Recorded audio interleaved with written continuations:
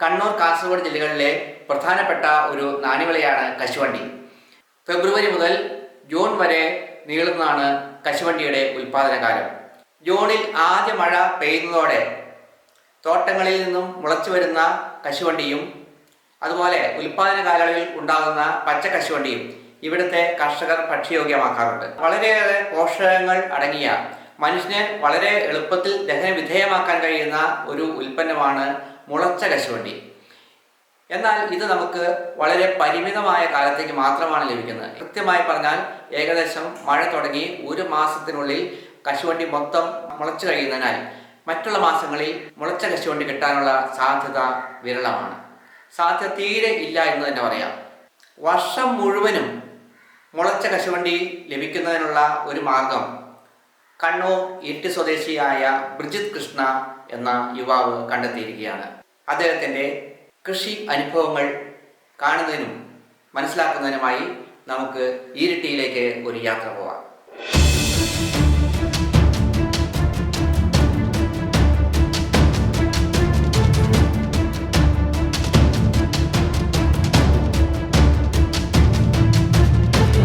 മലകളും പുഴകളും സമ്മേളിക്കുന്ന കണ്ണൂർ ജില്ലയിലെ മനോഹരമായ പ്രദേശമാണ് ഇരിട്ടി. ഇവിടുത്തെ പ്രധാന കാർഷിക വിളകളിൽ ഒന്നാണ് കശുവണ്ടി. കശുമാവുകൾ പച്ചചാർത്തിയ മലയോര ഗ്രാമങ്ങൾ ഇവിടുത്തെ സാധാരണ കാഴ്ചയാണ്. കശുമാവിൻ തോട്ടവും കശുവണ്ടിയും ജനങ്ങളുടെ ജീവിതത്തിൽ ശക്തമായ സ്വാധീനം ചെലുത്തുന്നവയാണ്. ഇരിട്ടി ടൗണിൽ നിന്നും 6 കിലോമീറ്റർ അകലെ ഉളിക്കൽ എന്ന പ്രദേശത്ത് ഒരു കാർഷിക വിപ്ലവം നടക്കുകയാണ്. ഉളിക്കലിലെ ബ്രിജിത് കൃഷ്ണയും ഭാര്യ ശ്രീഷ്മയുമാണ് ഈ വിപ്ലവത്തിന് ചുക്കാൻ പിടിക്കുന്നത്. ഇത് ബ്രിജിത് കൃഷ്ണയുടെ വീടാണ്. ഇവിടുത്തെ കൃഷിക്കാഴ്ചകൾ കാണുന്നതിനായി നമുക്ക് അങ്ങോട്ട് പോകാം. അപ്പോൾ ഇതാണ് ബ്രിജിത് കൃഷ്ണ. നമുക്ക് അദ്ദേഹത്തെ പരിചയപ്പെടാം. നമസ്കാരം. ലോകത്തിലെ ഏറ്റവും നല്ല കശുവണ്ടി കിട്ടുന്ന സ്ഥലമാണ് ഇരിട്ടി. ഞാൻ ഇരിട്ടിയിലെ ബേസിക്കലി ഒരു കർഷകനാണ്. കശുവണ്ടി ഈ കോവിഡ് പശ്ചാത്തലത്തിൽ ഒരുപാട് ഉൽപ്പാദനം ഈ കഴിഞ്ഞ വർഷം ഉണ്ടാവുകയും ചെയ്തു. പക്ഷേ ഇത് വാങ്ങാൻ വിലയില്ല, ആരും സ്റ്റോക്ക് ചെയ്യാൻ പറ്റുന്നില്ല. വലിയ പ്രതിസന്ധിയായിരുന്നു. എല്ലാ വിഭവങ്ങളും ഉണ്ടാകുന്നത് കശുവണ്ടിയുടെ വറുത്ത കശുവണ്ടി പരിപ്പിൻ്റെ ഉപ്പിട്ടതും പെപ്പറിട്ടതുമായിട്ടുള്ള വിവിധങ്ങളായിട്ടുള്ള തരത്തിൽ മാത്രമേ ഉള്ളൂ. അപ്പോൾ കുട്ടികൾക്കാണെങ്കിൽ കശുവണ്ടി വളരെ ഇഷ്ടമാണ്. പക്ഷേ ഈ കശുവണ്ടി പിളർന്ന് അല്ലെങ്കിൽ വറുത്ത് അതിൻ്റെ അകത്തു നിന്നും എടുക്കുക എന്ന് വെച്ച് കഴിഞ്ഞാൽ അത് അതിൻ്റെ ഷെൽ ഓയിലൊക്കെ വളരെ അപകടകരമായിട്ടുള്ള സാധനമായതുകൊണ്ട് അത് നമുക്ക് പറ്റത്തില്ല. എന്തുകൊണ്ടാണ് കശുവണ്ടി വറക്കാതെ വേറൊരു വിഭവമാക്കാനാവാത്തത് എന്നുള്ള എൻ്റെ ചിന്ത ഈ കോവിഡ് കാലത്ത് വെറുതെ ഇരുന്നപ്പോൾ കൂട്ടിയിട്ടിരിക്കുന്ന കശുവണ്ടി നോക്കിക്കൊണ്ടിരുന്നപ്പോൾ ഉണ്ടായ ചിന്തയാണ്, ഇതിനെ എന്തുകൊണ്ട് നമുക്ക് മുളപ്പിച്ച് സ്പ്രൗട്ട് ചെയ്തുകൂടാന്ന്.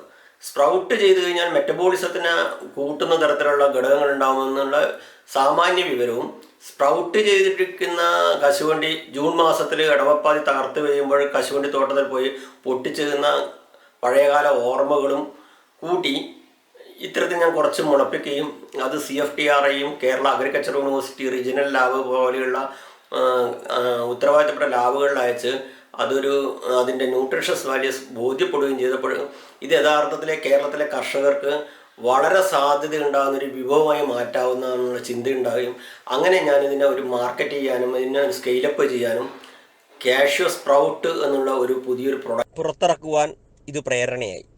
ഈ കശുവണ്ടി എങ്ങനെയാണ് സംഭരിച്ചു വെക്കുന്നത്?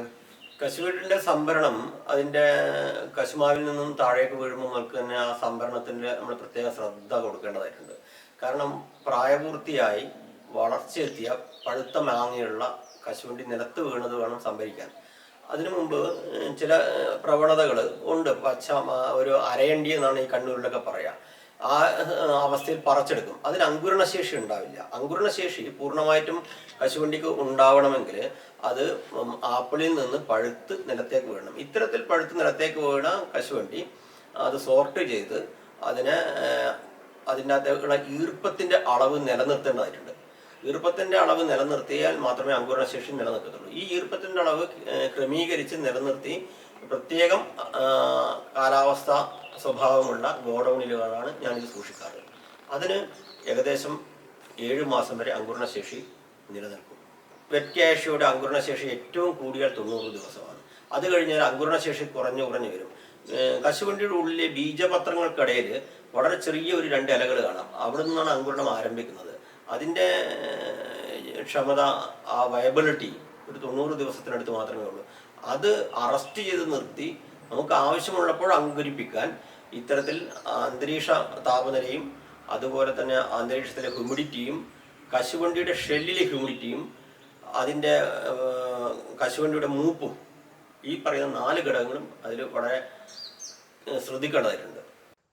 തോട്ടത്തിൽ നിന്നും പെറുക്കിയെടുത്ത കശുവണ്ടിയിൽ നിന്നും കേടായവ പെറുക്കി മാറ്റിയ ശേഷം ജലാംശം നിലനിർത്തിക്കൊണ്ട് അവ ഉണക്കി സൂക്ഷിക്കുന്നു. ഇത്തരത്തിൽ ഉണക്കി സൂക്ഷിച്ച കശുവണ്ടിയാണ് കാഷ്യൂ സ്പ്രൗട്ട് ചെയ്യിപ്പിക്കാനായി നാം എടുക്കുന്നത്. ഇത്തരത്തിലുള്ള കശുവണ്ടി അങ്കുരണശേഷി കൂട്ടുവാൻ വേണ്ടി പ്രത്യേകം തയ്യാറാക്കിയ സലൈൻ വാട്ടറിൽ 3 ദിവസം കുതിർത്തിടുന്നു. തുടർന്നാണ് ഇവ സീഡ് ട്രേകളിലേക്ക് മുളപ്പിക്കുവാനായി ഉപയോഗിക്കുന്നത്. ഇത്തരത്തിൽ മുളപ്പിക്കാനുള്ള വിത്തു ട്രേകളിൽ ഉപയോഗിക്കുന്ന ചകിരിച്ചോർ സ്റ്റെറിലൈസ് ചെയ്തവയാണ്. വിത്തു ട്രേകളിൽ സ്റ്റെറിലൈസ് ചെയ്ത ചകിരിച്ചോർ പകുതി പാകി നിറച്ചതിന് ശേഷം കശുവണ്ടി കുത്തനെ കുത്തി നിർത്തുന്നു. ശേഷം വീണ്ടും ചകിരിച്ചോർ നിറച്ച് വിത്തു ട്രേകൾ ഫില്ല് ചെയ്യുന്നു.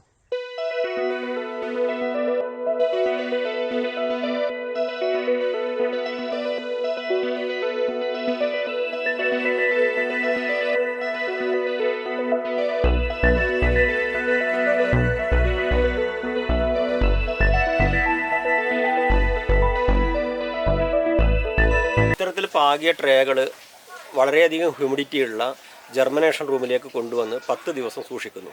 ഈ 10 ദിവസത്തിൽ ഇത്തരത്തിൽ പാകിയ കശുവണ്ടിക്ക് ജർമിനേഷൻ ആരംഭിക്കും. അതിനുവേണ്ടി പ്രത്യേകം സജ്ജമാക്കിയ ജർമിനേഷൻ റൂമിലേക്കാണ് ഇവ സൂക്ഷിക്കുന്നത്. അതിന് ഇത്തരത്തിൽ ട്രേകൾ അട്ടിയായി വെച്ചതിന് ശേഷം അതിനെ പൊതയിടുന്ന ഷീറ്റ് കൊണ്ട് കവർ ചെയ്ത് വളരെ ഉയർന്ന ഹ്യൂമിഡിറ്റി ഉണ്ടാക്കും. ഉയർന്ന ഹ്യൂമിഡിറ്റി ഉണ്ടാക്കാൻ വേണ്ടി ഒരു ഹ്യൂമിഡിറ്റേറ്റർ ഞാനിവിടെ സജ്ജമാക്കിയിട്ടുണ്ട്. 8 ലിറ്റർ കപ്പാസിറ്റിയുള്ള ഈ ഹ്യൂമിഡിറ്റേറ്റർ 95 ഹ്യൂമിഡിറ്റിയുടെ ശതമാനം 95ലേക്ക് മെയിൻറ്റെയിൻ ചെയ്യും. ഇത് ഓട്ടോമാറ്റിക്കാണ്. അതുപോലെ ഇത് അൾട്രാസോണിക് ഹ്യൂമിഡിറ്റേറ്ററാണ്. അതുകൊണ്ട് ജലത്തിൻ്റെ വളരെ മൈന്യൂട്ടായിട്ടുള്ള പാർട്ടിക്കിളാണ്. ഇതിൽ ഉപയോഗിക്കുന്ന ജലം pH ലെവൽ ചെയ്തിട്ടുള്ള RO വാട്ടറാണ്.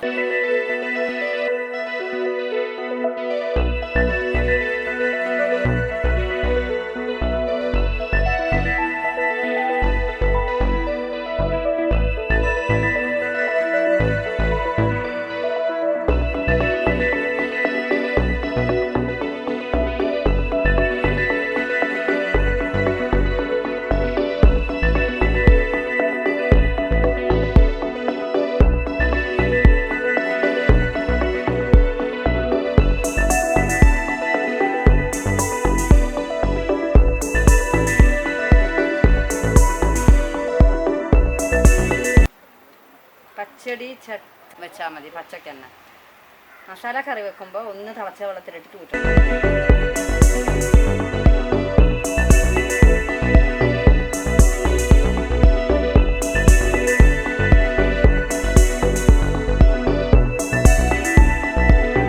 ഹാർവസ്റ്റ് ചെയ്ത് എടുത്തിരിക്കുന്ന കാഷ്യൂ സ്പ്രൗട്ട് കഴുകി വൃത്തിയാക്കിയതിന് ശേഷം ഓർഗാനിക് ആയിട്ടുള്ള ചില മെത്തേഡുകൾ ഉപയോഗിച്ചുകൊണ്ട് അതിനെ പ്രോസസ്സ് ചെയ്യുന്നു.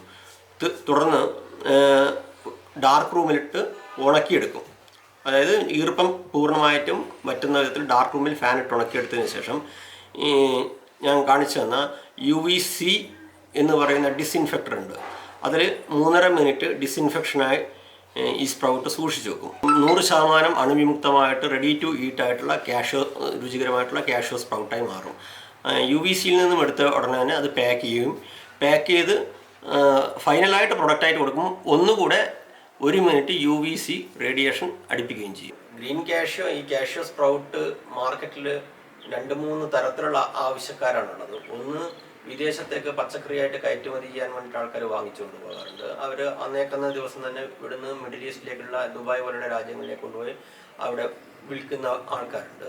രണ്ടാമത്, ശീതീകരണ സംവിധാനത്തോടു കൂടിയിട്ടുള്ള ഹൈപ്പർ മാർക്കറ്റുകൾ വലിയ നഗരങ്ങളിലുണ്ട്. കണ്ണൂരിലും കോഴിക്കോട്ടും എറണാകുളത്തൊക്കെ. അത്തരം നഗരങ്ങളിലെ സൂപ്പർ മാർക്കറ്റുകളിൽ അടുത്ത ദിവസങ്ങളിലായിട്ട് കൊടുക്കാൻ തുടങ്ങിയിട്ടുണ്ട്. മൂന്നാമത്, വടക്കൻ കേരളത്തിലുള്ള മിക്കവാറും എറണാകുളത്തും കോഴിക്കോടും കണ്ണൂരിലും കാസർഗോഡും കാഞ്ഞങ്ങാടും ഒക്കെയുള്ള മിക്കവാറും നല്ല ഹോട്ടലുകളിലെല്ലാം തന്നെ ഈ കാഷ്യൂയുടെ വിവിധങ്ങളായിട്ടുള്ള വിഭവങ്ങൾ ഹോട്ടലുകളിൽ ലഭ്യമാണ്.